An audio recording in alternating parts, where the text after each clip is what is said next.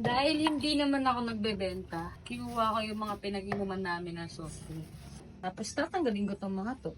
Para dito ko na lang ilalagay yung dishwashing. Pero, kung magbebenta kayo, gamitin nyo tong bottle na to. Available to sa Tres Trading. Ang PET bottles, 1 liter, available po ito para sa mga nagbebenta dyan. And also, meron pa tayong sticker label na available sa Tres Trading.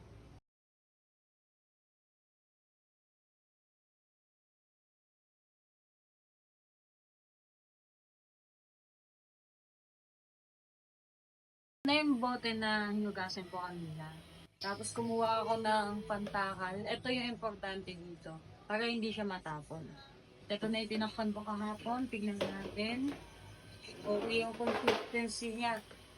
Kung makikita nyo, grabe yung consistency guys. So, isasalin na natin sa dito.